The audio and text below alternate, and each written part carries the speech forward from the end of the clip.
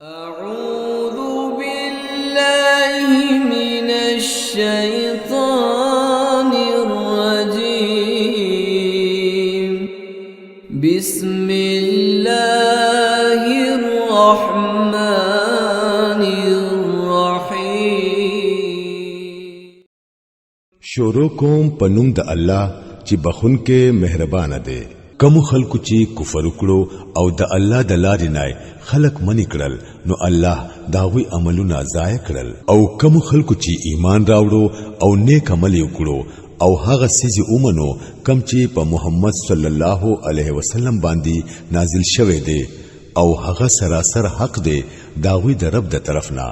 الله داوی ګناهونه داوی نه لری کړل او داوی حالي صحیح کړو دا زکا چې کافران په باطل پسې لاړل او مؤمنان په هغه حق پسې لاړل کم چې داوی د رب د طرف نه راغلي دي دغه شان الله تعالی خلقو ته داوی ټیک ټیک حیثیت خي پس هر کله چې د دې کافرانو سره ستاسو مقابله وي نو اولنې کار سټونه وهل دي ان تر دې پوري چې تاسو هغوی خو اومګي نو پس داغه قیدیان مضبوط وتړئ نو بیا تاسو ته اختیار دی کو احسان کوي او کو د فدیه معاملې کوي تر هغه وخت پوري چې جنگ خپل وسله گزار کړي دا دې تاسو د کولو کار کو الله غختله نو پخپل به د دوی فیصله ختم کړي وي لیکن دا طریقه هغه ځکه اختیار کړی دا چې تاسو د یو بل په ذریعہ وازمایي او کم خلق چې د الله په لار کې وجلې شي الله با داغوی عملونه هرگز نه ضایع کوي هغه به هغوی ته لار خودنه کوي داغوی حالت به صحیح کوي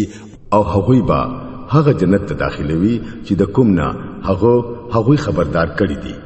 اے هغه خلکو چې ایمان مو راوړې دي کچري تاسو د الله امداد کوي نو هغه بس تاسو امداد کوي او تاسو خپې به مضبوطوي او پاتې شو هغه خلک چې کفر کړي دي نو داغوی د پاره هلاکت دي او الله داغوی عملونه ضایع کړي دي ځکه چې هغه سیز نافخه کړو کم چې الله نازل کړي دي نو ځکه الله داغوی عملونه ضایع کړل آیا هغوی پزمکه کې ګرځېدلی نو چې د هغه خلکو انجام لیدلې وي کم چې داغوی نه مخکې تیر شوی دي الله داغوی هرڅو په هغوی پاسر کړل او هم دغه سي انجام د دې کافرانو د پاره لیکلې شوی دی دا ځکه چې د مؤمنانو مرستيال او مددگار الله دی او د کافرانو مرستيال او مددگار هیڅوک نشتا بشکا کوم خلکو چې ایمان راوړي دي او نیک عملونه کوي الله به هغه جنتونو ته داخل کړي چې لاندې بتري نهرونه بهيږي او کفر کوونکي خلک بس د دنیا د یو څو ورځې د جون مزه چڼوي د زناور پشان خوراک سخاک کوي او داوی د اوسېدو او اخري زه دوزخ دی اے نبی صلی الله علیه وسلم سمر ډیر داسي کلی تیر شوی دی چې هغه ستاد هغه کلینا چې تیتری استلې ډیر زیات زور ورو هغه مونږه داسي هلاک کړل چې هیڅوک دا هغه بچکون کې نه وو آیا داسي چرته کې دي شي چې کم کس د خپل رب د طرف نه په یو صفا او سرګنده هدایت باندې وي هغه د هغه خلکو پشان شي چې داغوی د پاره داغوی بد عمل خاسته جوړ کړي شوی دی او هغوی په خپل خواهشاتو پسې روان شوی دي د پرهیزګارو خلکو سره چې د کم جنت وعده شوی دا داغه شان خو دا دی چې په هغه کې با د صفا او بو نهرونه بهيږي او د داسې پي نهرونه با بهيږي چې په فن کې به د ذره همره فرق نوي راغلي او د داسې شرابو نهرونه با بهيږي چې د سکون کو د پاره با خوندناک وي او د صفا شاتو نهرونه با بهيږي پاغي کې با داوی د پاره هر قسم میوه وی او داوی د خپل رب د طرف نه با بخنوي آیا هغه سړي چې داغه په حصہ کې دا جنت راتون کې دي د هغه خلکو پشان کې دي شي چې هغه با په دوزخ کې همیشه اوسيږي او داسې وبو پریس کولی کېږي چې کلمې به ورل پرې کوي په دوی کې څه خلک داسې دي چې په غور سره ستا خبري اوري او بیا چې کله ستاد مجلس نه بهر اوزي نو د هغه کسانو نه چې هغوی ته د علم نعمت ورکړې شوی دی تاسو کوي چې اوسې سو ویلی وو دا هغه خلک دي چې پزړونی الله ټاپه لګولې ده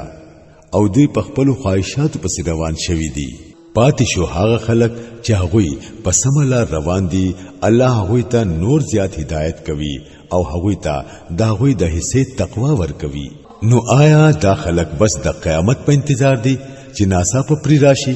د قیامت علامات خو راغلي دي او کله چې هغه په خپل راشي نو بیا به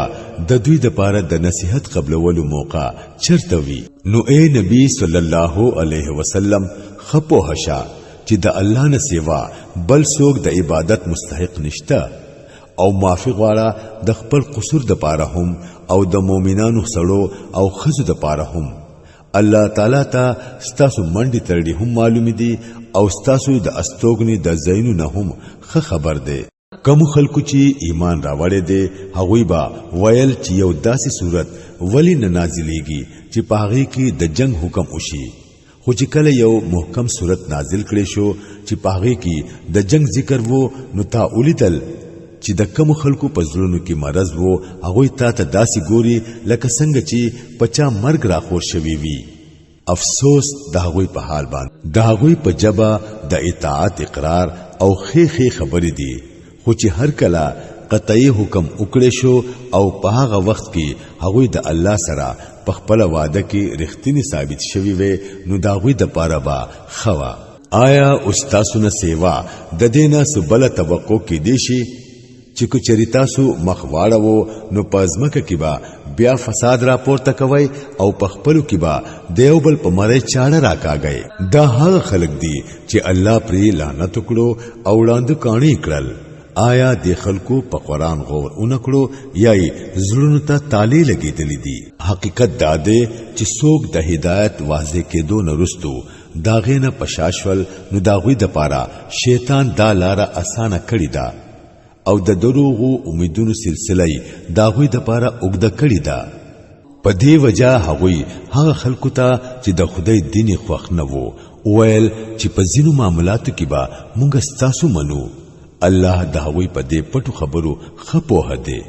نو په هغه وخت کې با د هغوی سهال وی چې فرښتې ترکل روحونه اخلي او د هغوی مخونه او شاګانی بوهي او بوزي وي دا خو بزکوي چې هغوی په هغه لار لاړل په کوم چې الله ناراضه کیږي او داغه د رضا په لار تلری خوښ نکړل په دې وجہ الله داغوی ټول عملونه ضایع کړل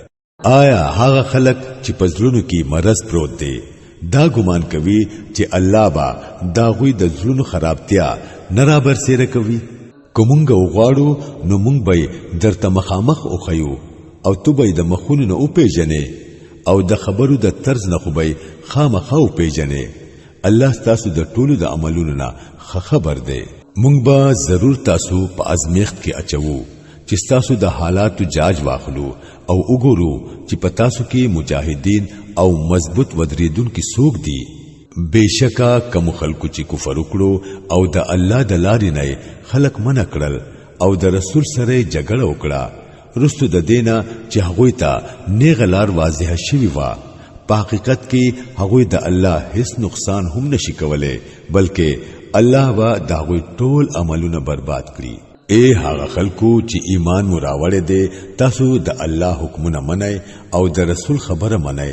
او خپل عملونه مبربادوي بشکا کوم خلکو چې کفر وکړو او د الله د لارې نه خلق منع کړل او د مرګ پوري په کفر باندې ټینګ وو نو الله به هغوی هرگز معاف نکړي پس تاسو يرزړی مجوړېږئ او د صلح درخواستونه مکوئ هم تاسو به غالب یې الله ستاسو سره دی او ستاسو عملونه به هغه هرگز نه ضایع کوي بشکا د دنیا د ژوند خو یو لوبه او تماشه ده